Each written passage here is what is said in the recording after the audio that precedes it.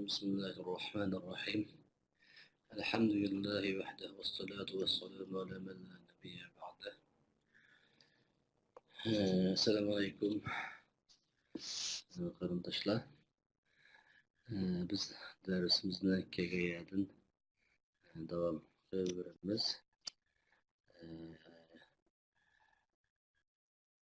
Biz oldin qatimqi darsimizningki davomida muxolifat tadqiqot degan bir sabab ustida davom qilib kelgan. Buning ichida biz bir qanchalagan turlarni hadis mudraj deymiz, hadis maqlub deymiz. Shunga o'xshash al-mazid fi muttasil al-asani deymiz. Shunga o'xshash bir qanchalagan bablarni, bir qanchalagan turlarni, ya'ni hammasi o'xshashlar muxolifat tadqiqotdan chiqqan yoki muxolifat tadqiqotdan chiqqan bir turlik hadislarni to'g'ri o'tgan. Endi shunga o'xshash yana bir hadis var, onun ismi Muzdarib. Endi Muzdarib bu qanday hadis desa, bumi yanalam muxolifat siqat degan mushu babdan kelib chiqqan. Ya'ni muxolifat siqat degan shu illat sababidan zaif bo'lgan yoki marud bo'lgan hadislarning turi hisoblanadi. Shuning uchun bu Muzdaribni biz yana muxolifat siqatningki turlari yoki shuni sababdan kelib chiqqan turlar haqida davom qilib ketamiz. Endi muzdarib degan qanday hadis esa, muzdarib degan lug'atda iztirobdan chiqqan ism fa'il. Ya'ni iztiroba yastaribu desak, yana bir narsaningki ishninki orlashib davolg'ib ketgan, uning nizomi buzilgan bo'lsa, bir shayningki uningda iztirob bo'libdi deymiz. Iztirob deganimiz shu bir narsaningki erishib asl nizomining buzilganligini keladi. Asl iztirob degan nima desa, iztirobul mavj. Yana do'lqinlarning birisi-birisiga so'qilgan, do'lqinlarning birisi-birisiga urilib, do'lqinlarningki mushu birisi-birisiga urishgan holatlarini, ya'ni do'lqinning so'qishgan holatlarini ko'rsatadi. Ya'ni uningki do'lqinning harakati ko'p bo'lib, birisi-birisi bilan so'qishgan bo'lsa, ya'ni iztirobul mavj deydi ekan. Ama istilahda bizning hadis, yani ulumul hadis ulamolarimiz bekitgan istilahda, yani Muzdarib degan qanday turdagi hadislarni ko'rsatadi degan chog'da, bu istilahda yana quvvatda barobar bo'lgan, ya'ni kuchi o'xshash bo'lgan xilma-xil yo'llarda rivoyat qilingan hadisni ko'rsatadi. Ya'ni quvvatda barobar. Her ikkalisi yana quvvatda. Yana birisi agar birisi zaif bo'lib qolsa, o tamamen bir sahihlarimiz zaifda ishimiz yo'q, tashlaymiz. Her ikkalisi maqbullikda, yana quvvatida hadisning raviylari va boshqa sanatlarga qurilgan shartlarni to'liqlashda her ikkalisi o'xshash quvvatdagi hadislar. Ama bu birisi-birisiga o'xshamaydigan mazmunlarda, yoki sanatda olsun, yoki matnda olsun, birisi-birisiga qarshi shakldagi rivoyat qilingan, xil yo'llarda rivoyat qilingan. Endi buni birga keltirib, buni o'xshash yana misol jami qilib jamlash mumkin emas. Hem shuningdek ma'o kuchlikkan, ma'o ajizkanda kuchlikka rojih qilib, kuchlikka amal qilib marjuh bo'lgan tarafni, ya'ni ajiz bo'lgan tarafni tashlab bunda hal qilish mumkin emas. Demak, bu xil holatda kuchli barobar ham juqulg'ili mumkin bo'lmaydigan, mushunda turib qolgan bir hadislar bor. Bu hadislarning izini biz nima deymiz? Hadis muzdarib deymiz. Yana bu ta'rifda tushuntirishga kelgan chog'imizdan degan gap desa, ta'rifdagi dediki, birisi-biriga qarshi bo'lgan, bir-birisiga qarshi, bir zid bo'lgan bir qancha shakllarda rivoyat qilingan, shu darajadaki ularning orasini abad bir yerga jug'lab tavfiq muvofiqlashtirish mumkin bo'lmaydigan darajada ve o rivayetlerinin hemmisi yollarının min cemi yolu degeni, yani kuch yollarının her bir yolu da kuchli beraber. Mesela meyli onun senetteki, meyli raviye koyulgan, meyli senet koyulgan başka şartlar olsun. Hem şartlar bu raviyelardaki, senetteki şartlarını tatip hemmisi de bab beraber hemmisi küçük. Küçükte birisi acizrak, birisi küçükrak olmaz. Hem şunda bunun mezmununu cuğlab, birinin emel kılıp, yeni birinin cevap taşlap koyulgan derecedeki mından olmaz. Yine şu derecedeki ulanın birini, bu rivayetlerinin birini tercih yollarından hiç qanday bir yollan yine bir üstüden tercih qilish mumkin bo'lmaydi. Yine bir yolni ma'u rajihken bunu allı, ma'u merjuhken bu turtusun deb tercih qilishga ham mumkin bo'lmaydi. Yani onu cevap jug'lash, yani jamiy qilish, yani muvofiqlashtirish yo'llarini hech qanday bir yo'ldan uni muvofiqlashtirish mumkin bo'lmaydigan. hamma yo'lda, yani quvvat yo'llarining hamma yo'llarida baravar bo'lgan, xilma-xil shakllarda, xilma-xil shakllarda rivoyat qilingan, variantlarda rivoyat qilingan bunda bir hadisning turini biz hadisni mustarib deymiz. Unda bir hadis muzdarib ekan bu deb hadisda iztirob shakllanishning shartlari nima desa, muzdaribning ta'rifiga biz nazar solganimizdan va muzdaribning ta'rifiningki sharhiga biz nazar solganimizdan shu namoyon bo'ldiki, hadis faqat uning ikki dona shart bo'lgan joy. Asosliq gavlik bo'lgan ikki shart topilgan chog'dalam undan keyin bir hadisni muzdarib deb bo'ladi. Agar bu ikki shart topilmagan bo'lsa, yani muzdarib bo'lolmaydi. U ikki shart qarshi birinchi shart hadisninki rivoyatlarining hammasininki rivoyatul hadis rivoyatlarininki la yumkinul jam'u baynaha u oralarni jo'g'lash mumkin bo'lmaydigan darajada birisiga qarshi bo'lish. Yani bunda bir uni jam'i qiladigan, birisiga jo'g'ladigan, birisi bizninki azroq bir ta'vil yo'llari bilan jam'i qilib amal qiladigan emas. Buni asla buni jo'g'lash mumkin bo'lmaydigan darajadagi rivoyatlarni miqlashawa birisi-biriga o'xshamaslik. Ikkinchisi qarasam, ikkinchisi tasavvur rivoyat fil quwwa. Yana rivoyatlarningki yana birini yana bir ustidan tarjih qilish mumkin bo'lmaydigan darajada. Ma birini alli, ma biri javoz ekan tursin deydigan emas, birini yana bir ustidan tarjih qilish mumkin bo'lmaydigan darajada rivoyatlarning quvvati barobar bo'lib qolishi. Demak, ikki xil shart tang topilgan vaqtida undan keyin bu hadisda mustariblik bor ekan deymiz. Agar ikki tarafdan birisi bo'lmagan bo'lsa, masalan, rivoyatlarni javob imkon jo'g'lash mumkin bo'lib qolgan. Masalan, yakan jo'g'lash mumkin bo'lmasa-mu, birini javob yana bir ustidan rivoyatningki sanad yo'llaridagi yoki sanatdagi nega maqbullik qo'yilgan taraflarni jo'g'lash jihatdagi yana quvvatdagi nimalar sababi bilan, kuchning sababi bilan tarjih qilish imkoniyati bor ekan. Bunda bo'lib qolsa, bu yerda iztirob shakllanmaydi bu hadislarda. Masalan, rivoyatlarning biri yana biriga tarjih qilinib qolgan bo'lsa, ya'ni rivoyatlarning biri tarjih qilib, masalan, hadisning birisi hadis hasan li g'ayri ekan. Yana bir hadis qarasak, hadis sahih li zoti ekan. Demak, sahih li zoti hadis bilan hasan li g'ayri bo'lgan bir hadis ikkisi qarshi bo'lgan mazmunda, ya'ni qarama-qarshi shaklda rivoyat qilinib qolgan bo'lsa, biz albatta sahih li zoti bo'lgan hadisni amal qilib uni javob olamiz, ammo hasan li g'ayrini javob olib turamiz. Demakki biz sahih li zotini hasan li g'ayri ustidan tarjih qilamiz degan gap. Demak, tarjih qilish mumkin bo'lsa, yana bir hasan li zoti, hasan li g'ayri hadislar bilan sahih li zoti bo'lgan hadislar orasida bu xil mutariflik yuz bermaydi demak. Demak, bu quvvati barobar emas. Yakında o kuvveti beraber iken her işkilisi hadisinin cevabı sahih zatih bo'lsin-mi? Yani sahih zatihning şartlarini jo'g'lashda her işkilisi beraber rivoyat yo'llari mumkin bo'lsin-mi? Lekin yana oralarda bir maqbul bir yo'l bilan jo'g'lash mumkin bo'lgan bo'lsa. Yani buni ta'vil yo'llarini qaysi xil bir ta'vil qilib buni javob jo'g'lash her ishkilisiga amal qilib uning ma'nosi ma'o, buning ma'nosi birisi kelmaydi deb buni muvofiqlashtirish mumkin bo'lgan bo'lsa, iztirob degan sifat hadisini yo'qaydi. Biz nimaga tarjih qilgan vaqtimizda rojih bo'lgan rivoyatga amal qilamiz. Masalan, xuddi sahih li zoti bilan hasan li g'ayri, hasan li zoti qisib qolgan chog'imizda rojih bo'lgan taraf qarshi sahih li zoti bo'lgani. Sahih li zoti qolimiz, bu chog'i hasan li g'ayri bo'lgan qoldi misolan. Biz yakanda agar bu tarjih qilish mumkin bo'lgan holatda biz nima qilamiz? Rivoyatlarning hammasiga, jami'ar rivoyatlarning hammasiga amal qilamiz. Shu ta'vil, shu xil nimalarningki va nima qilish, jami' qilish yo'llaridan kelib chiqqan yo'l usullar orqali. Xuddi la adva va la tira degan Rasulullohning hadisi bilan firra minal majzum firaraka minal asad degan hadisida biz hadiki hadislarni qanday hal qilamiz degancha bu ta'vil qilgan-ku. Shunga o'xshash shu ta'vil qilish yo'llaridan qaysi xil yo'l bilan ta'vil qilinsa chiqib bir maqbul, yana bizningki istidlol nimamizga, qoida prinsiplarimizga mayli bizningki nima jihatdan bo'lsin, usul qoidalarimiz jihatdan bo'lsin, mayli shar'iy boshqa prinsiplar jihatdan bo'lsin, uyg'un maqbul shaklda jo'g'langan bo'lsa, bu bihaga ne'mat ishkilasiga amal qilamiz. Bu chog'da hadisda asla bu yerdagi iztirob degan sifat qolmaydi, hadis mustarab bo'lmaydi demak.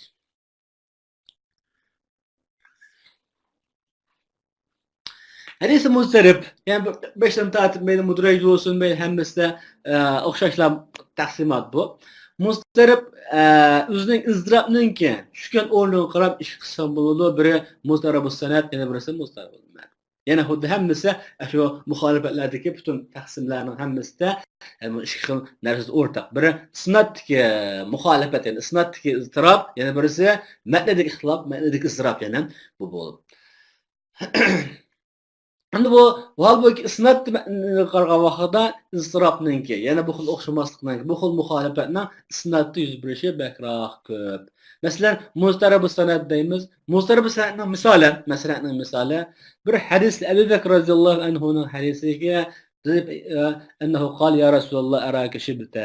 Yana sen chochlaring og'rib ketibdi, qirib ketibsa degan bu so'zga Rasululloh aytdiki, shayyabatni hud va havataha.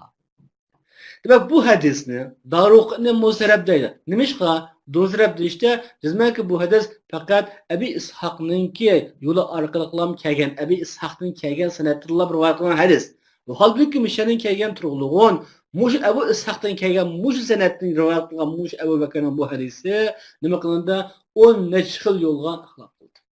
Ba'zi bir raviylar mush yo'ldan kelgan o'xshash yo'l bir bo'lmasa, ama mush hadisni ba'zi raviylar mursal rivoyat qilgan. Bu yerda javob Abu Bakrninki ismi yo'q. Mana bu yerda muhtirlar sahoba chiqib qolgan holatda. Ba'zi ularni mavzu shaklda rivoyat qildi, ba'zilar buni Musnad Abu Bakr, Abu Bakrning hadislari qatorida bu yerda bizga misol keltirganimiz shakli shu. Ya'ni Abu Bakrninki masalan Musnad qatorida, Abu Bakrninki hadislari qatorida sanadi. Ba'zilar uni yana Sa'dninki musnadlar, yani Sa'dning rivoyat qilgan hadislari qatorida sanagan. Ba'zilar uni Oyshaning musnadlari qatorida sanagan va yana undan boshqa. Demak, buning rivoyatlari 10 nechlik rivoyatga o'xshash bir yo'l bo'lmasa, buning sanadida o'xshamaslikdan 10 necha xil yo'llar bo'ldi. Endi buni yo'lga qarasak, bu shu Abi Sahdan kelgan bu raviylar, yani o'z o'xshamaydigan, bir zid bo'lgan, bu shunday shaklda rivoyat qilingan bo'lisan sanadi. Buning raviylari qarasak, hammasi siqa.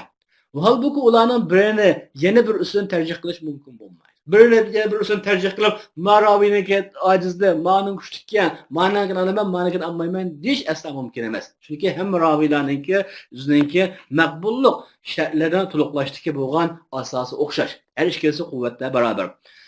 Hem shuningdek bularning ba'zidan tarjih qilish mumkin bo'lmagandek, buni jami qilish ham emas, mutaazzir. Jami qilish ham nihoyat qiyin. Nimishqa bu birisi mursal rivoyat qildi, birisi javob mavzu rivoyat qildi. Bir Oysha rivoyat qildi, birisi Abu.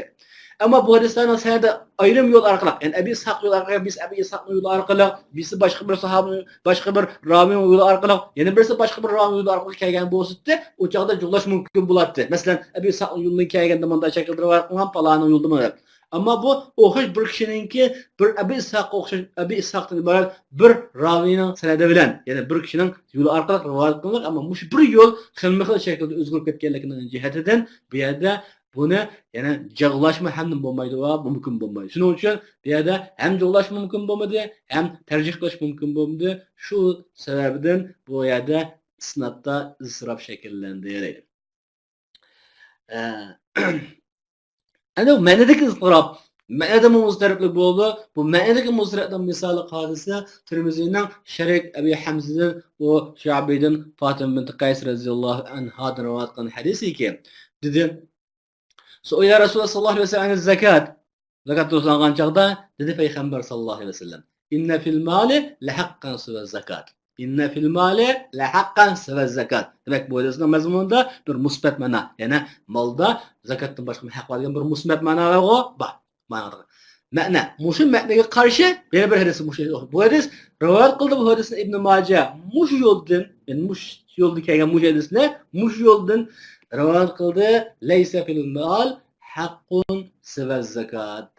Ya'ni molda zakatdan boshqa haq yo'q degan, yana bunda javob bu xil shaklda rivoyat qildi. Har ikkisining yo'li bir bo'lmasa, yo'li bir, ammo ma'nisi kelgan vaqtda bu o'xshash bir yo'ldan kelgan.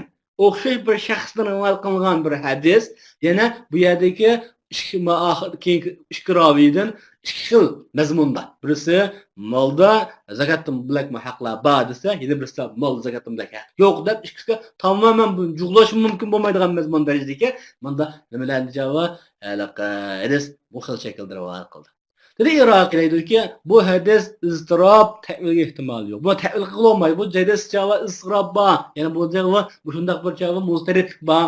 Bu hadisni ta'vilga ham ehtimol yo'q. Buni jug'lay deb jug'lag'im bo'lmaydi. Yana bir ikkinchi javob chunki buni ikkisi agar ayrim ikki yo'ldan rivoyat qilgan bo'lsa jug'lash mumkin ehtimoldir.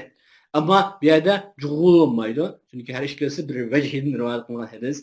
Yana shuningdek buni ta'vil qilib, yana buni ikkisini viyaga keltirib qilish ham mumkin emas. Ham buni shuningdek tarjih qilish ham mumkin bo'lmaydi. Shuning uchun bu yerda shu nuqtadan bu Iroqiy mustarib bilan qatoriga tiqqan demak. Hem iztirab qanday holatda nima qildi? Iztirobniki yuz berish uchun chuqum illaki ikki ravi birsiz qarshi shaklda hadis rivoyat qilish kerakmi? Yakanda boshqa shakllar ham bormi? Yani iztirob kimlardan yuz beradi deydi. Iztirob bo'lish uchun chuqum bu raviningki ikki bo'lishi, yana bir Zayd Amrga qarshi shaklda rivoyat qilish lozim emas.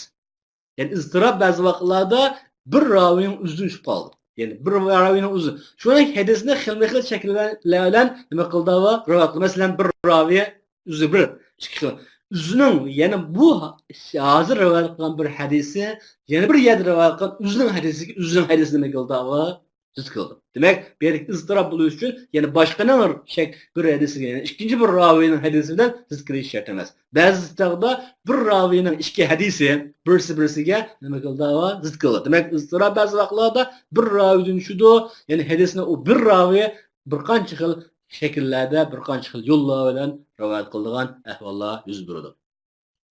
Xo'sh. Ba'zi vaqtlar iztirob bir jamoatdan yuqoridagidek, masalan, bir jamoatning bir shaxsini emas, bir jamoat ichidagi paloni bunda shaklda rivoyat qildi, bunda shaklda, pustani bunda shaklda. Demak, hadisni u jamoatning har biri yana birininki rivoyatiga o'xshamaydigan shaklda rivoyat qildi. Ham bularninki har bir shakli birisi-birisiga zikrildi. Bu shunday shaklda yuz berdi. Demak, bu yerdagi iztirob ba'zi vaqtlarda bir shaxsning o'zidan yuz berib, u bir rivoyatni yana bir rivoyatiga zikrilgan ahvollar bor. Ba'zi vaqtlarda bir top jamoatning ichidagi rivoyat qilgan hadislarninki Amirning Bakrning birisiga, yana bunda bir qancha odamning hadislari birisi-birisiga, ya'ni birisi-birisining rivoyatiga zikrilgan ahvollar bor. Anada bu yerda muztaribning hadisni bizda hadis mardudning qatorida, hadis zaifning qatorida sanadik. Nima uchun muztarib hadis zaifning qatorida sanaymiz desa, muztaribning sababi iztirob bu yerda raviylarniki zabtining bo'lmaganligiga. Agar bir raviy, masalan, bir zabt bir raviy uzun yuzbasa, masalan, bir raviy rivoyat qildi, bu hadisni o'zi bir rivoyat qildi, yana bir rivoyat bilan bu hadis keldi. Demek, madamki o ravi zabit bo'lgan bo'lsa, o'zining ma rivoyatda yana bir rivoyatlar zikrilmagan bo'ladi. Yani bu bir raviyning o'zidan iztirob yuzbagini. Masalan, agar nima o iztirob bir jamoatning, yani bir qancha shaxslardan yuzbagan bo'lsa, mush yerdami yanalan bu iztirobni yuz berib, birisi-biriga qarshi, ya'ni muxolifatning bo'lganligi, yani o'xshash bir vajhi, o'xshash bir hadis, xilma-xil odamning xilma-xil shaklda rivoyat qilganligi o'zi bu meningki raviylarning bu hadisni to'liq zabt qilmaganligi yoki zabt bo'lmaganligininki ahvolini bizga uqtirib beradi. Shuning uchun bu yerda zabtda masala bor ekan debligida, yana bu hadisni biz nima deymiz? Hadis mardud qatoriga tiqamiz. Endi muztarib haqida so'zilgan mashhur kitob Al-Muqtarib fi Bayon al-Muztarib degan kitob Hafiz ibn Hajar rahimahullohninki. Hamisha qarasak, biz muztaribning nima ekanligini, muztaribninki misollari haqida to'liq to'xtala olamiz, yana to'liq mazmunlarga, ma'lumotlarga ega bo'la olamiz.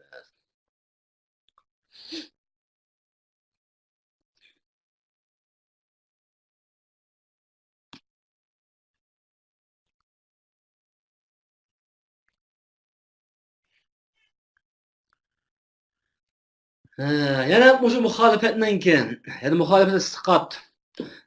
Yana bu hadis nang maqbul bo'lmasligininki, ya'ni mavjud bo'lishining sabablaridan birisi yani muxolifat deganmiz. Shu muxolifat sababidan mavjud bo'lgan yana zaif qaralgan hadislarning yana bir turi bu qasidasi musahhab. Musahhab yani bir muharram. Yani musahhab degan qanday hadis desak, musahhab degan bu ta'rifda chiqadi. Yana ta'rifga kelsak, lug'atda musahhab degan tashhibdan chiqqan ism bu. Tashib degan nima desa, al-xata'u fi sahifa. Yana sahifani tushuningizmi? Yani bat kitobningki varaq bat. Nerdeki xatoliklarning kunisi. Bunun qator mesela sahafiy deymiz. Sahafiy degan nima desa, sahifalarni o'qishda xatolashgan odam. Yani kitobni o'zi xato o'qib oladigan kishilarni sahafiy.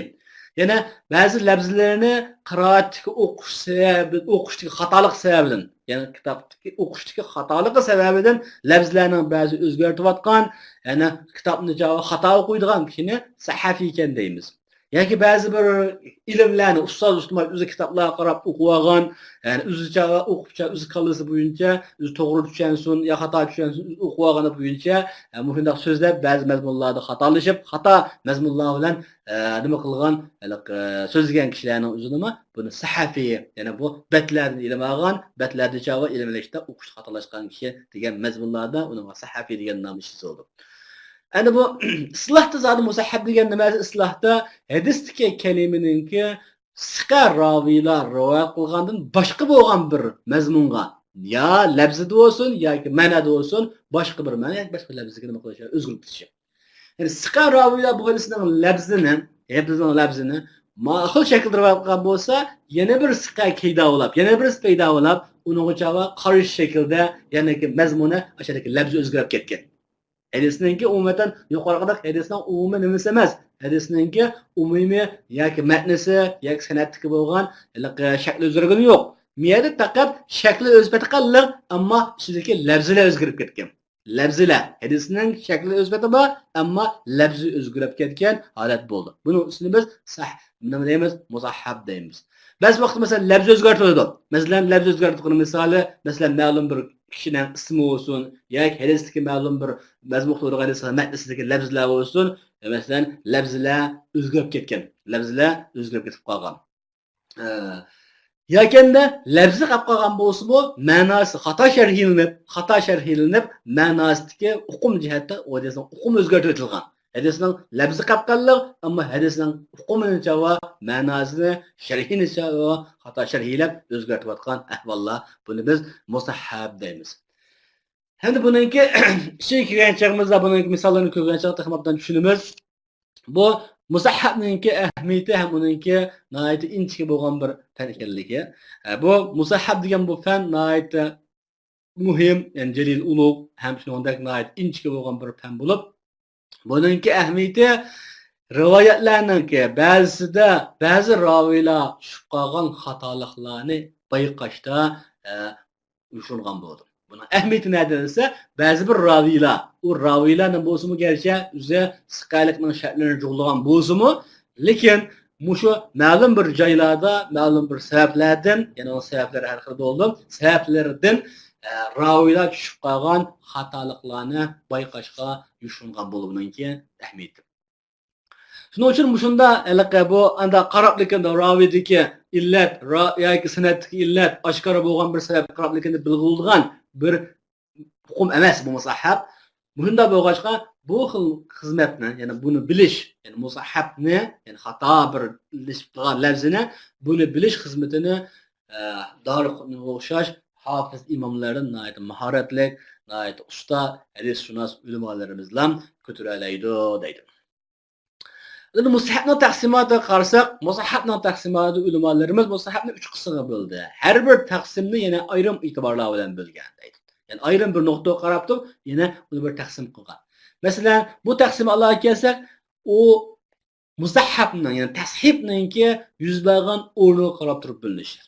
Tashib, ya'ni qaysi xil o'rinda yuz berdi? San'at yuz berdimi yoki javob ma'na yuz berdimi? Masalan, musahhab o'zininki yuz bergan o'rniga qarab turib ikki qismga bo'linadi. Birinchisi tashib san'at, ya'ni san'atga bo'lgan tashib. Yani onun misali mesela Şu'baninki, mesela Avvam ibn Muracim'den kelgen hadisininki senedi o'zgartirayotganmiz. Tashrif qilgan buni Ibn Ma'in deganki, an Avvom ibn Muzahim degan. Murojimni muzahimga demak, ashadagi murojim degan labzi muzahim degan labzi bilan nima qilib ketdi va olmishib ketdi. Demak, bu yerda hadisdan o'yin bo'lgan qog'oz, sanad, qog'oz ma'nodagi shakllarniki hech qanday o'zgarish yo'q. Faqat labzidagi o'zgarib ishlangan biz. Demak, bu yerdagi labzi, ya'ni murojim degan labzi, muzahim degan labziga nima qildi va o'zgarib ketdi. Bu o'zgarib ketish nima yuz berdi? Sanad yuz berdi. Shuning uchun bu yerda biz buni sanad yuz berganligi uchun deymiz, buni ya'ni mushabniki tashif fil isnad deymiz deydi. Yakında isnat yuz bergan isnatdagi raviylarning ismlarini ait o'z petiga ait o'lchamlik rivoyat qilinadi. Ammo matnda yuz bergan tashrif, masalan, tashrif fil matn deymiz. Buning misolida Zayd ibn Sabitning hadisiga anna Nabiy sallallohu alayhi vasallam ihtajara fil masjid. Ihtajara fil masjid. Buni tashrif qilgan Ibn Lahiya degangi ihtajama fil masjid dedi. Fakat ihtajara degan lafzni ihtajama degan lafziga nima qilyapti? O'zgartirdi. Demak, ihtajara fil masjid bo'lsa, masalan, bu yerdagi ihtajara fil masjid degan masjidda Rasululloh ayrim o'ziga nafli va boshqa tahajjudlarni qilib, ayrim bir kishi hujra qildi degan ma'nodagi ihtajarat da o. Hujra tutdi degan ma'noda buni ihtajarani ihtajamaga. İhtajama bo'lgan joyda bu qana og'izga ma'no bo'ldi-ku. Bu yerdagi shu lafzi o'zgarib ketdi, o'zgarib ketishni har yuz berdi, hadisning ma'nosida yuz berdi. Demak, bu yerdagi yuz bergan o'rniga qarab turib biz endi tashrifni ikkiga bo'lgan qaysi tava isnatdagi tashrif, birisi va ma'na tashrif. Agar isnatdagi raviylarning ismlarida yoki shunga o'xshash yerda lafzlar o'zgarib yuz bergan bo'lsa, bu isnatdagi tashrif bo'lgan bo'ldi. Agar ma'naning, ya'ni ma'naning ishidagi nimalarda, lafzlardagi o'zgarish bo'lgan bo'lsa, buni biz tashrif fil matn deymiz. Xo'sh. Unda olsa bu yerdagi yana bir e'tibor qilsa, buning mansha e'tibori. Ya'ni tashrif nimadan kelib chiqdi? Buning tashrifning kelib chiqishida bu yana kitobni o'qiyotganda, ya'ni ko'z bilan o'qiyotganda xatolashdimi? Yoki anglashganda xatolashdimi? Demak, bu tashrifning yuz berishining keyin tashrifning kelib chiqish o'rniga qarab turib yana 200 bo'ladi. Deymiz, uni biz tashrif ya basar, yana u ikisi tashrif al-basar, ya'ni ko'zning tashrifi, yana birisi va tashrif hisan. Biz ko'zning tashrifi desak, bu nayt ko'p-ko'pincha vaqtlarda qanday desa, bir nimaninki o'quvchininki ko'ziga ala basar al-qari, ya'ni kitob o'qigan, hadisning sanadlarini, matnlarini o'qigan bu qarining ko'ziga xatlarni mikroda va yana xatlar ilishib, ya'ni olmishib ko'rdi. Nima uchun? Uning ya xatning nayti yiziqninki nachar bo'lganligi. Yiziqcha va o irislarni yozgan o kitob, qo'limizdagi kitobning yiziqlari, ya'ni xati nayti nachar yozilgan. Shuning uchun bak yiziqi chiroyli bo'lmagan, yiziqlari qalaymiqa yozganlikning jihatdan, ya'ni o'qigan odam ilishib, ba'zi lafzlarni yuqoriga o'xshash murojimni muzahim qilib qo'ydigan, amanda ahvollar yuzib qoldi. Yakında öz vaqtida qadimki bizningki hadis toplangan davrlarda yoki qadimki rivoyatlarninki asli shakllari qarasak, ya'ni arab yoziqlari, arab kelimalari, arab misli xatlari hammasi chiqishsiz yozilgan ko'pinchisi. Demak, chiqit qo'yishning avvalda yozilgandan keyin yuqorqidek masalan ihtajara bo'lsa, bu ihtajazamu yoki ixtajaramu bu o'sha nurg'unligan bu yerdagi nima qilib qoldi va bu yerdagi chiqib qo'yilmagandan keyin bu bichiklikmi yo ichkichiklikmi masalan yakanda chiqib ustida bitdi yoki ostida bitdi. Endi hozirlar chiqib hammasi qo'yilgancha to'g'ri qo'yilgachqa ammo o'z vaqtidagi chiqib qo'yilmagan vaqtlarda bu chiqibning o'rni o'zgarishdan harflarninki o'zgarish kelib chiqqanligi uchun bu yerdagi chiqit bo'lmag'achqa o'qigan odamdagi ma'lumot favqulodda yuqori bo'lmasa, ba'zi vaqtlarda lafzlarning o'zgarishi kelib chiqib qoldi. Masalan, buni misollar qarasak, deydi: "Man soma Ramazon va bahu sittan min Shawwal" deydi. Hadisning asli ma'vo, ya'ni saqlangan sahih shakli. "Man soma Ramazon va bahu sittan min Shawwal." Bu Abu Bakr Suli degan ravi buni tashrif qilib, ya'ni o'zgartirib etib lafzini rivoyat qilgan deganki, "Man sama Ramazon va atbahu shay'an min Shawwal." Demek sitten degan labzini shay'an degan nimaga chava labziga tashrif qilib uni o'zgartiryapti. Qarasak shay'an bilan sittanning ikkisining yezilishi, ikkisining xat shakli, ya'ni chava o'xshab keldi. Bunun çikitlerine özlem qarab baksak, mesela o çikitlerine, mesela şimdi tutup çikitlerini ılıvatayla, yanın çikitlerini ılıvatayla, ılıvatkan çağımızda bu şimdi 3 çikit koysak tüpske, şimdi oldu, eğer şitimiz sını öttü şunda. Demek, esli, qadimki yazıqda ne şinnin çikiti var, ne sinninki, ne yanın çikiti var, ya tanninki. Demek bir yerdeki o çikitlerini nege şu qarib özü bilip, paqitib, maoşinken, maoşinken okuş gerek bo'lgan bir davrlarda yaşagan. Endi bununla o'qigan qaridagi bo'lgan mahorat yoki buningga ilm agar ba'zi nima bo'lib qolsa, ba'zi vaqtlarda o'zgartirish kelib chiqib qolgan ahvollar bor. Shuning uchun bu yerdagi bu tashhib yuz berdi, bu tashhibning yuz berishining sababi nereden kelib chiqqan desa, bu ya'ni xat o'quvchiga ko'zdan kelib chiqqan bo'lganligi uchun buni tashhiful basar, ya'ni ko'zning misoli xatoligi deb buni ko'zning tashibi deb olsak bo'ldi. Bu yerda bunda yuz bergan ahvollar bor. Yani bir tashhib sam'i, yani tashhib sam'i deganimiz, yani qanday desa, bu tashhibning yuz berishining sababi quloq, yani anglash. Yani bu o'qishda masalada yuz bergan emas. Bu hadisni anglagan chog'ida xato anglagan. Masalan, buni anglashiningki, tashhib sam'ininki, anglashdagi tashhibning yuz berishining sababi uning quloqidagi sal radot sam, yani quloqning sal yaxshi bo'lmasligi, yani quloq sal ig'roq bo'lib qolgan, quloq ig'raymiz-ku, quloqqa ig'roq qilishi, azroq ravan olmaydigan. Yakında bu sami, yani o şeyhten, şeyhten o sami'ninki bek nuru o'tirib qilishi. Yani adam jiq bo'lsa, hadis majlisida bu bechora darsiga vaqti kelib bu joqda o'tirib qolgan. Shuning uchun ustozninki shayxning rivoyatini chavan nuridan anglab, obdan anglayolmagan. Shunga o'xshash sabablar tufaylidan bu yerdagi ravininki sam'ida, hadisni anglashida tashrif yuz berib, lafzlarni o'zgartirgan ahvollar bor. Shuning bilan, yani uningga ba'zi kalimalar yana uning iqtidori o'zgarib keldi, u kalimalarning bir sarfiy vaznida bo'lganligini aytadi. Yani bir sarfiy vazni nereden anglasa bir gap vaznisiga kelgan, ammo aniq nima deganligiga ba'zi vaqtlarda bilmaydi. Masalan, rivoyat mesela Asim ibn Ahval rivoyatini, yani asli shakli bu. Asim ibn Ahval degan bir ismni tashrif qilgan ba'zilar deganki, Wasil ibn Ahdab degan. Demak, birisi ustoz Asim ibn Ahval deb so'zlasa, bu ustozning nereye o'tirib qolgan, yani vaqtga kelib bu joqda o'tirib qolgan talib bu java ner quliga Wasil ibn Ahdab degan shaklda anglab qolgan. Yakanda bu anglagan kishininkini sami'ninki, yani bu ravininki, yani quloqdan salim va vaydisini anglashda sal ig'irlik bo'lganligi uchun ba'zi vaqtlarda bunda bahslar kelib chiqadi. Demakki, bu yerdagi tashhibning yuz berish nuqtasi, ya'ni yuz berish sababi agar ko'z bo'lsa, ya'ni kitobni o'qishdan kelib chiqqan tashhib bo'lsa, tashhibul basar. Agar hadisni olgan chog'dagi, hadisni anglagan chog'dagi kelib chiqqan tashhib bo'lgan bo'lsa, ya'ni anglagan vaqtda bo'lgan bo'lsa, buning ismi tashhifus sam'i deb hisoblanadi. Endi uningki tashhibninki shu nuqtadan deganmi biz? Yani ikki nuqtadan biri tashhibninki yuz bergan o'rni. Sanatmi ma'no? Demak, tashhib sanat fil matni bo'ldik. Agar tashhib nima sababdan, nereden kelib chiqdi? Ko'zdinmi, quloqdanmi? Bu tashhibus sam'i, tashhiful basar. Endi shuningdek bu yerdagi tashhibninki o'zgarib ketgan narsaninki, yani tashhibninki lafzidimi yoki nima va ma'nodimi, bu bir ayrim e'tibor. Yani tashhibninki lafzi bo'g'idimi yoki ma'nodimi? Yani mush e'tiborga qarab turib, yana tashhiful lafzi, tashhiful ma'no deb javob berdim.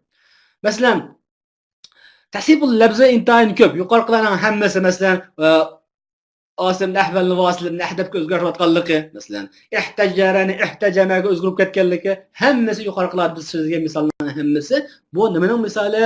Ya'ni tashhif lafzining misoli. Tashhif lafzining misoli. Am tashhif fil ma'no degan qolsa, tashhif fil ma'no deganimiz yuqoriqidagi lafzlarni o'zgarib ketish, lafzlarni anglab ketish yo'q. Ya'ni ravi musahhib, ya'ni musahhib tashhif qilgan ravi lafzini o'z holiga bo'yicha qo'ydi.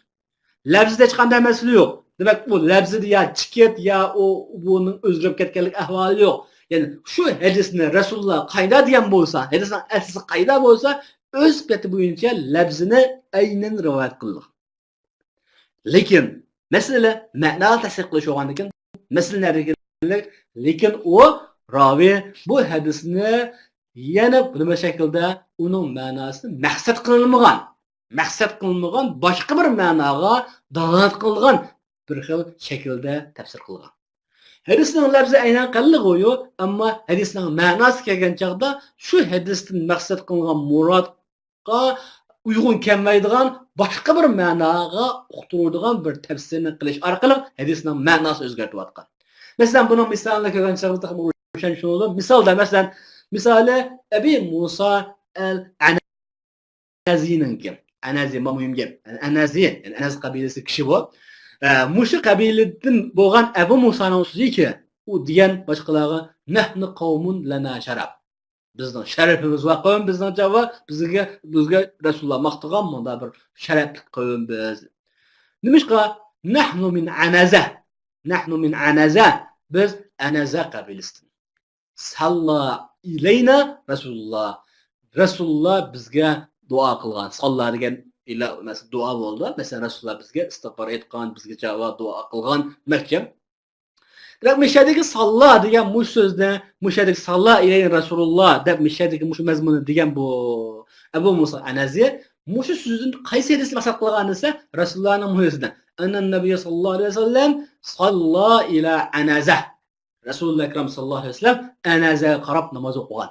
Anaza degan nima esa? Anaza degan o'zbekdagi jangninki, bizniki nayzalarning qisqaroq bo'lgan, qisqa nayza deymiz. Bu nayza o'zbekdagi jang quroli.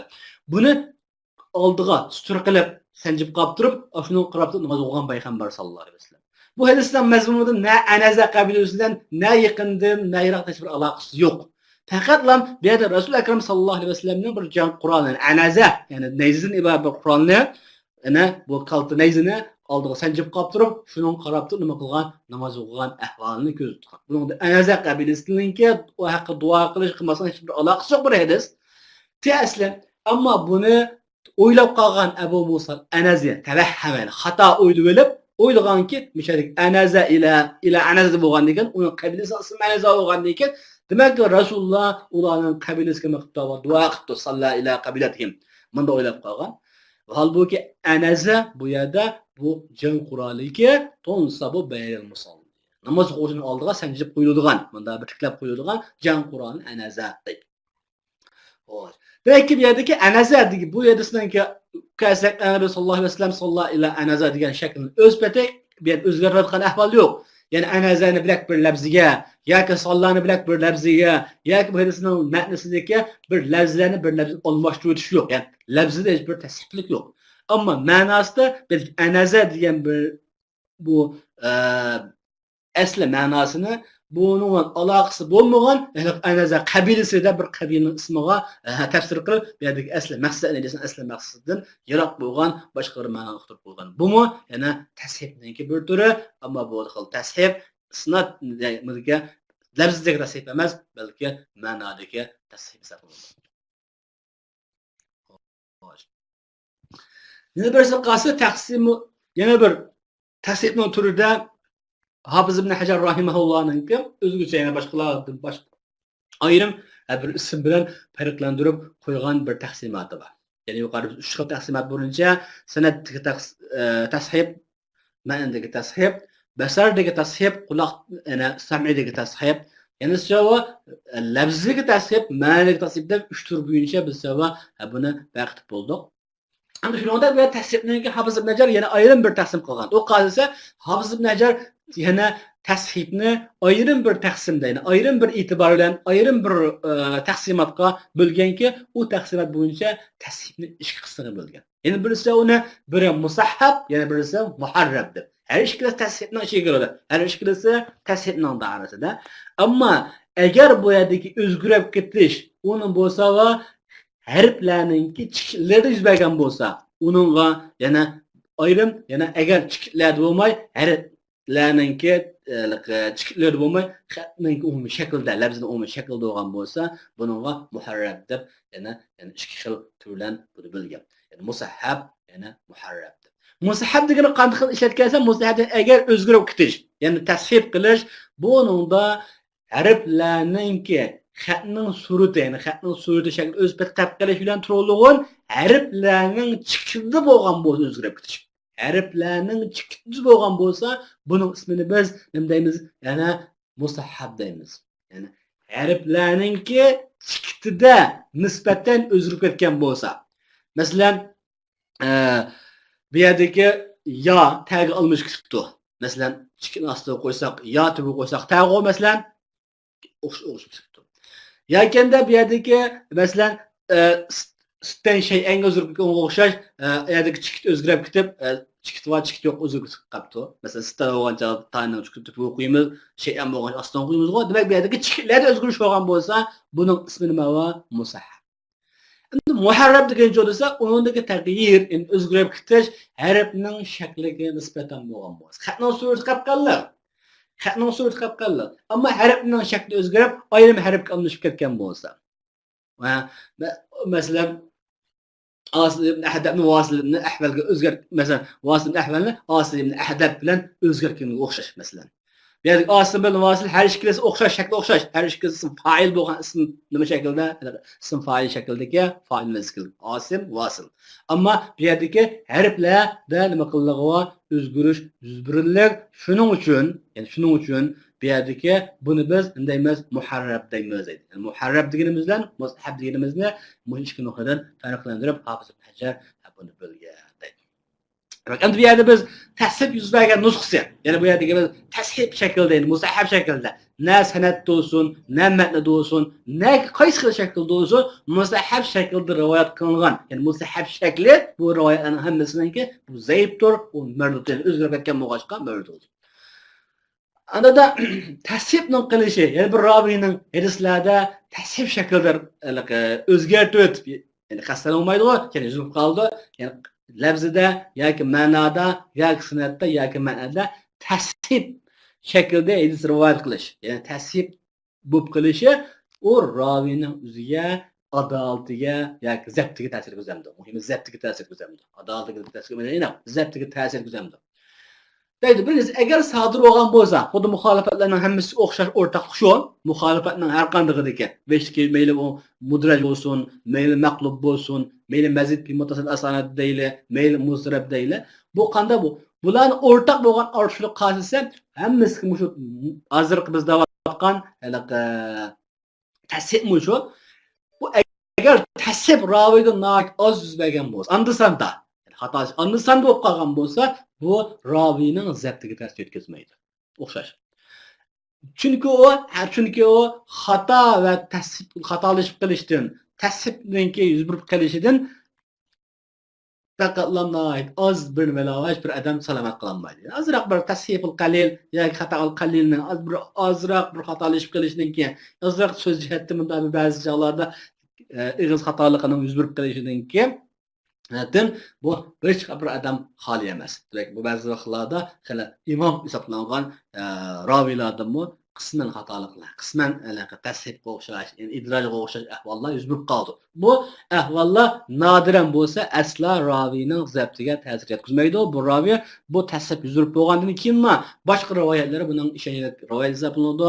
Boshqa qilgan rivoyatlari, ya'ni maqbul hadislar qatorida qabul qilinadi.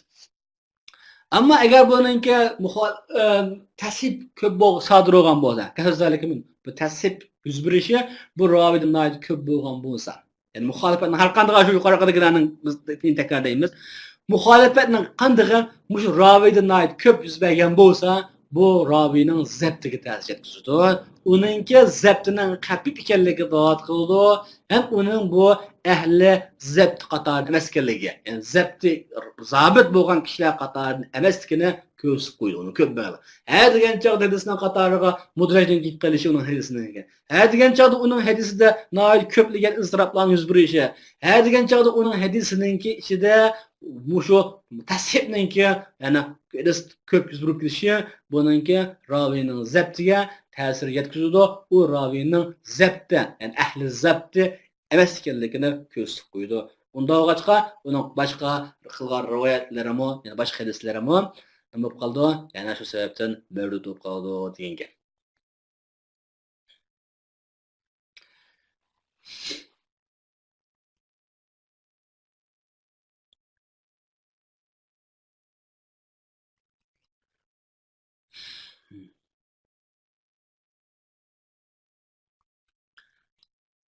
Hamda ko'pincha vaqtlar tashrifning yuzurib qilishiga sabab bo'lgan eng ko'p sabab bo'lgan sabab. Tashrif eng ko'p qaysi sababdan kelib chiqadi desa, ko'pincha vaqtda tashrif, ya'ni bu alohida bir nuqta qo'yib men eskartyapti. Ya'ni yuqorida biz sabablarni bir qancha ko'rib o'tdik.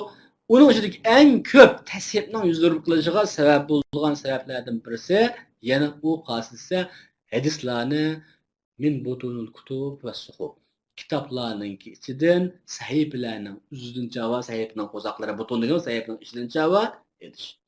Uni shayxlardan mudarrislardan qabul qilmaslik. Ustozdan anglamay, ustozdan o'rganmay, hadisni ustozdan ilm qilmay va qabul qilmay, kitobni sotibligida, kitobni javob boshqa oyat apligida, kitobni ichini o'zi qarab o'qibligida shu bo'yicha rivoyat qilish bu tashrifningki yuz berishining eng ko'p sababidan birisi bu. Bunda tashrif yuz beradigan bo'lg'achqa, ma'nidagi bo'lsin, maylidagi nima bo'lsin, lafzdagi bo'lsin, tashriflarning ko'pincha yuz berish ahvoli shu yana hadisni ahlidan qabul qilmaslik. Hadisni ustozdan qabul qilmaslik. Hadisni shayxdan qabul qilmaganlikdan muhqalda bunday bir tashrif yuz berib qoldi. Bunda bo'lganligimiz uchun ulamolarimiz, ya'ni bizning hadis imomlarimiz yana shundaq amman hada sha'nuhum deydi. Ya'ni hadisni shundaq bir sahifalardan, nimalardan va kitoblardan ilib ustozlardan qashib olmaydigan shundaq kishilardan hadis ilishdan ogohlantirgan. Deganki, la yu'khazul hadis min sahafiyyin. Yani hadis sahafiydan ilinmaydi. Ya'ni sahifalardan hadis olgan ustozininki, shayxininki, uning mudarrisining nimasi yo'qninki, tayini yo'q o'zicha kitob qilam qarab, kitob tillam bunda o'zicha qilab qabul qilgan, ya kitob tillam o'zi o'qib, shunda javob hadis rivoyat qilganlardan hadislar ilinmaydi. Chunki u kitoblarni o'qigan chog'ida ma'lum lafzlarninki zabd qilinishida yoki ma'lum lafzlarning sharh qilinishida ma'lum maqsadlarga yetmagan bo'lishi mumkin, xato tushungan bo'lishi mumkin. Uning bilan javob boshqalarga kitobda bor ekanligini xato rivoyat qilib qo'ydi. Shuning uchun bu yerda hadislarda o'zininki nimasidan va asli shayxidan har xil tahammul yo'llarininki o'zidan erish bu intayin muhim. Unda da bu yerdagi tashrif haqida yuz bergan, ya'ni yozilgan kitoblar desak, tashrif haqida o'xshashligida fan haqida ayrim kitob yozilgandek, bu tashrif haqidami ayrim kitoblar tuzilgan. Masalan, at-tashhib Daruqunininki, yana birisi Islohat al-muhaddisin Xatobininki, yana birisi Tashibat al-muhaddisin Abi Ahmad Askarininki. Bular hammasi shu tashrif haqida, tashrifninki turlari haqida, yoki tashrifninki yuz bergan hadislarni ayirish haqida yozilgan kitoblar.